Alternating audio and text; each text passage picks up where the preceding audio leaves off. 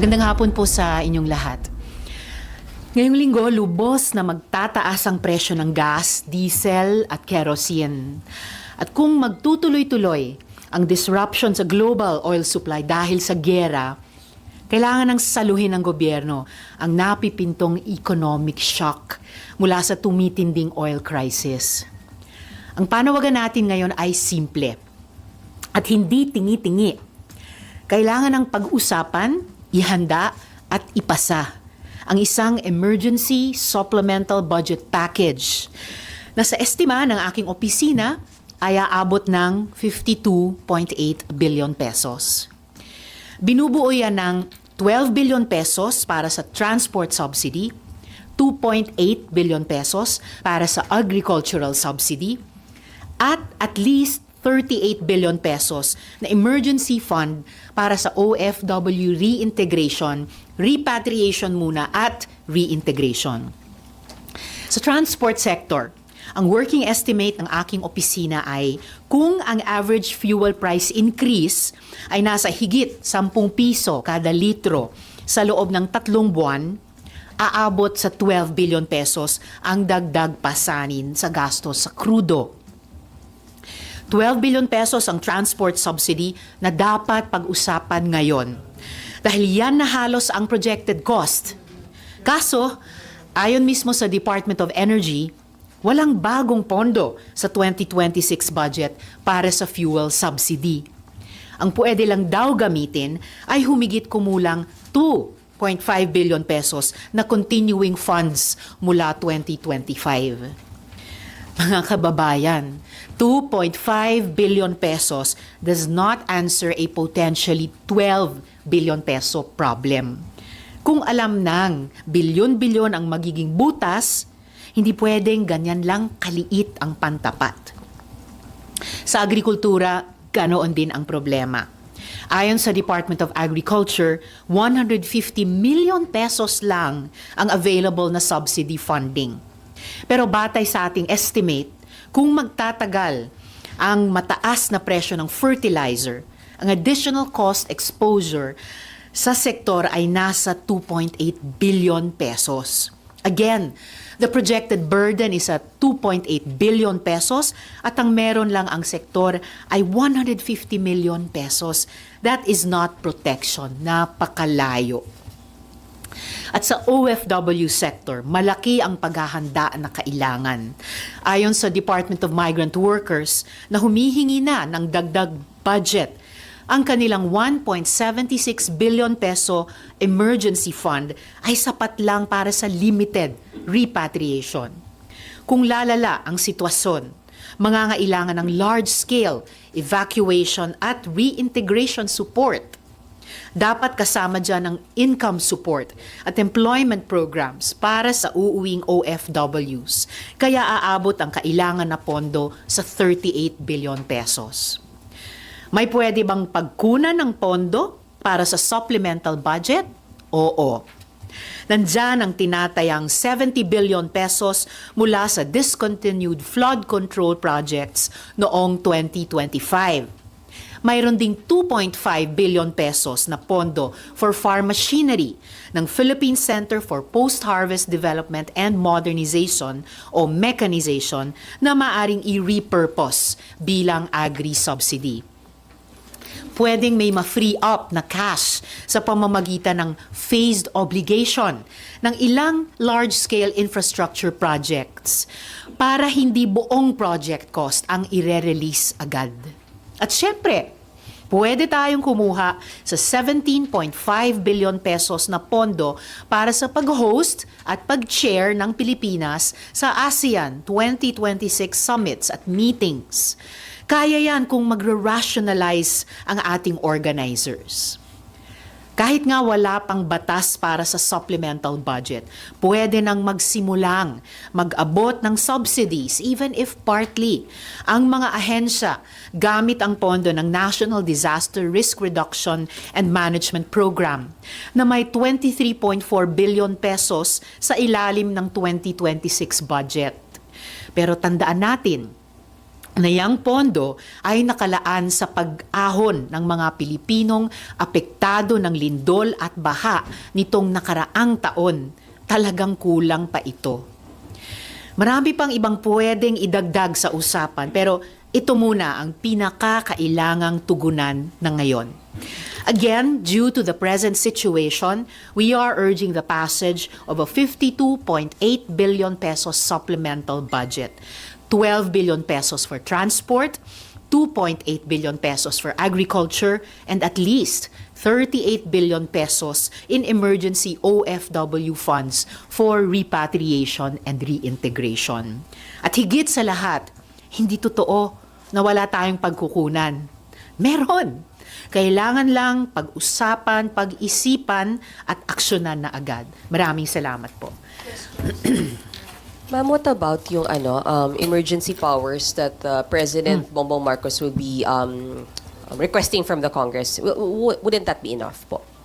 Pinag-aaralan pa namin yung request na yan for emergency powers, pero reasonable siya kahit sa ibang mga sitwasyon. Halimbawa, yung una nang ipinanawagan na tungkol sa tariff setting powers, no, na ilipat or ibalik across branches of government. Pero kahit pa, aksyonan niya ng paborable ng Senado, yung emergency powers para sa kasalukuyang sitwasyon, hindi pa po yun sapat.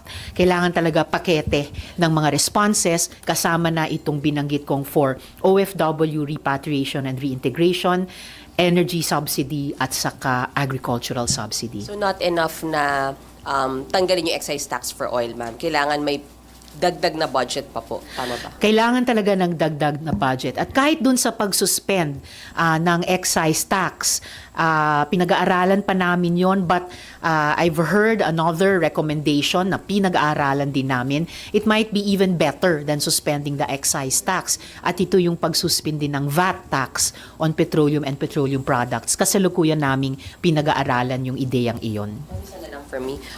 Over the weekend, ang dami na pong, marami na pong mga oil companies na nagtaas po ng presyo ng gasolina at diesel, and some of them pinashow cost na ng DOE. But your message for them, ma'am, kasi may ibang umaabot na like 100 na per liter sa diesel po. Yung ganyang pagtaas at sa ganyang kalaking halaga, lalo na mga pinaka-socially sensitive na petroleum products, ang urgent na dahilan kasi dinadanas na ngayon nung mga panawagan ko tungkol sa supplemental budget, kasama na yung transport and agricultural subsidies, bukod sa OFW reintegration, repatriation and reintegration funds.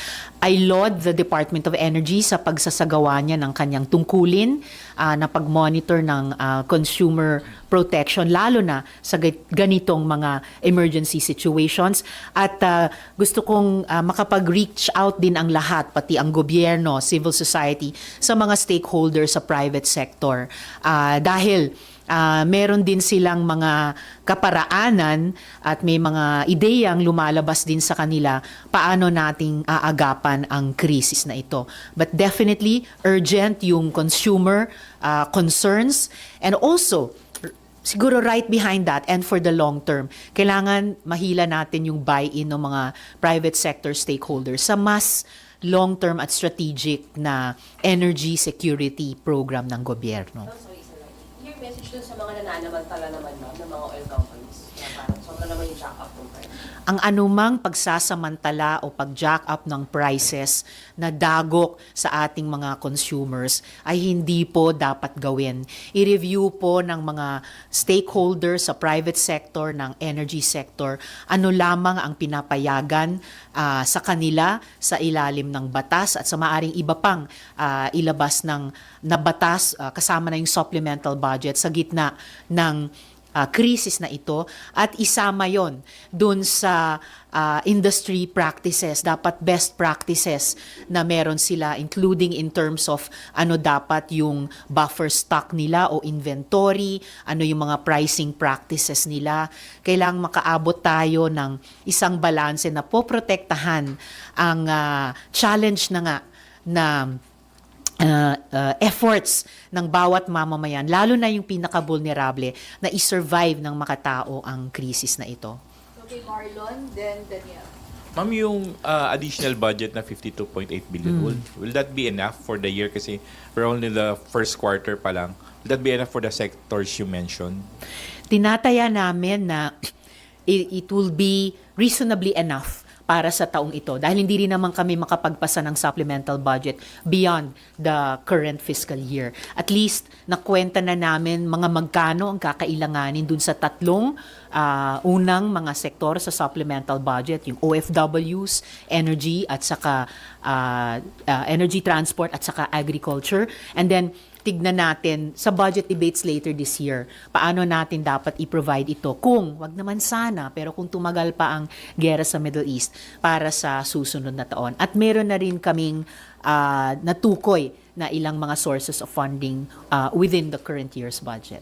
There are suggestions also na instead of reducing the excise tax on fuel products, kasi may kinabang din daw doon yung mga pwede, kaya namang magbayad, ano ba, mga mayayaman na car users. But instead of reducing yung excise tax, targeted na financial aid sa mga sectors na pinaka-vulnerable, like yung mga mangingisda, yung nasa transport sector. Well, yun yung diwa din nung ibang elements nung proposed supplemental budget ko in the form of subsidies para dun sa mga pinaka-vulnerableng sektor. Halimbawa sa agrikultura para sa magsasakat, mangingisda, sa transport sectors para sa ating mga drivers at operators, and eventually yung ating mga mananakay, and syempre dun sa repatriation and reintegration para sa mga OFWs at kanilang mga pamilya. Dagdag pa po dun, dapat harapin na natin yung mga panukala tungkol sa may adjustment bang dapat gawin sa ating tax regime, at least habang rumaragasa pa yung gera dyan sa Middle East. Kaya nga po, bukod sa pag-aaral tungkol dun sa pag-suspend ng excise tax on petroleum products, yung pag-aaral dun sa isa pang panukala na pag-suspend momentarily ng VAT. Dahil yun ay isang halimbawa ng indirect and regressive tax na pinaka-proportionately tumatama din sa mga mahihirap na at vulnerable. And how do you operationalize po yung additional funding? Will you raise that sa plenary or discuss nyo sa mga kasamahan nyo or kay Senator B? Both or all three. Kasi sinimula ng pag-usapan yun dun sa pagdinig ng Committee on Migrant Workers. Kumbaga yung cost component nitong pagtugon ng gobyerno sa krisis na sa current budget kulang na nga.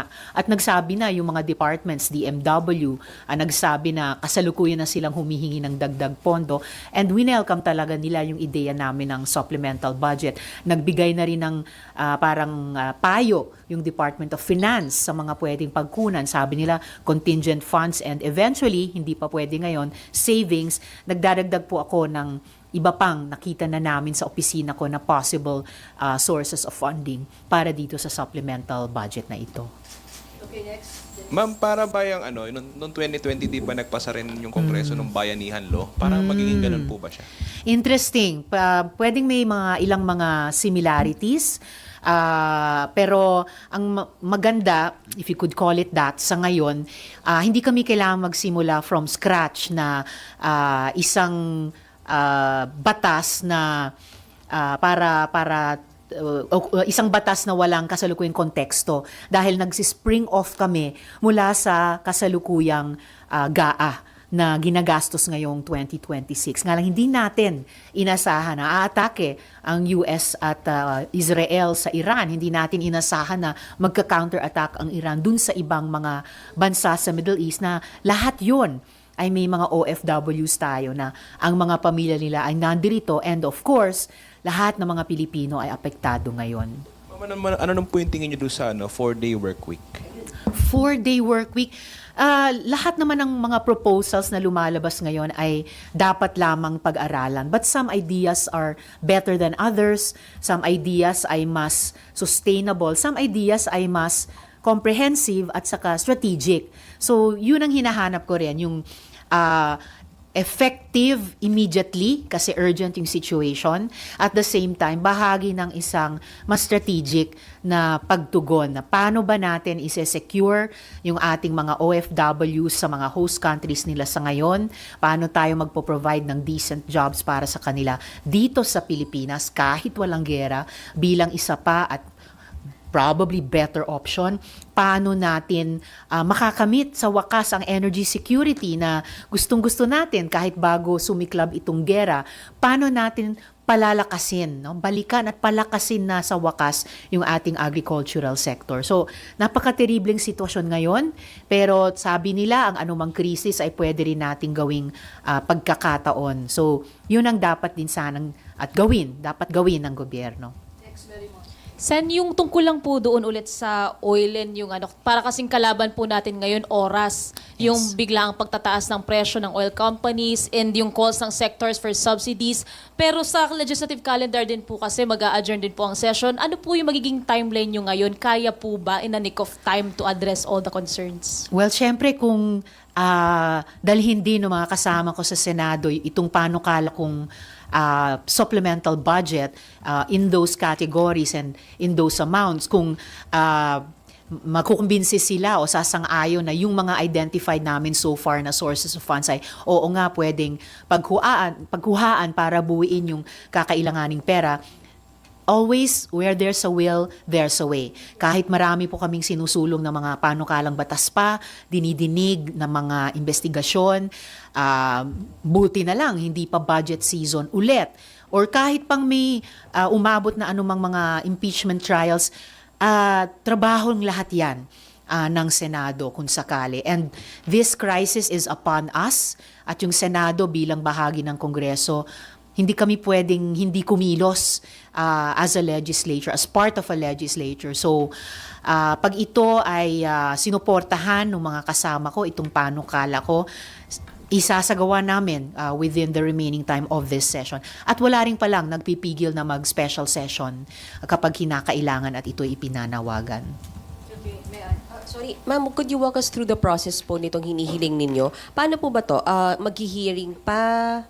The usual bill? Ganun po ba siya? Probably the usual bill. It will have to also, in speaking of time, it will have to emanate from the House. So I'm sure naman yung counterparts namin sa House ay may sense of urgency din, and ngayon pa lang ongoing malamang yung communications para magpasa ng isang supplemental budget hanggat maaga. So may nakausap na po kayo, ma'am, sa House? May, Pwede sumabay? Kailangang sumabay. So, dapat ngayon palang may kausap na kami.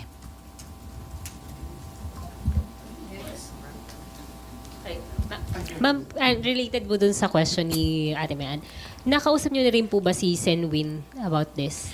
Nag-usap kami in the sense na magkasama kami sa pagdinig ng Committee on Migrant Workers. Although online ako dahil galing sa isang event sa probinsya, andito sila in person, and nagsalubong yung mga ipinananawagan namin na kailangan tugunan yung hiling ng DMW para sa additional funds.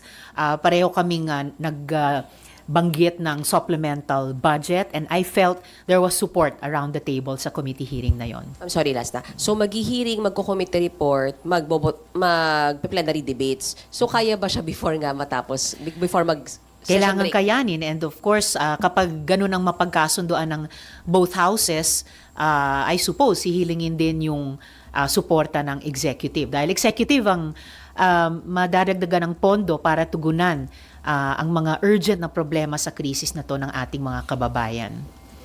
Okay. Meron pa po? Okay, wala na. Thank you po. Maraming salamat.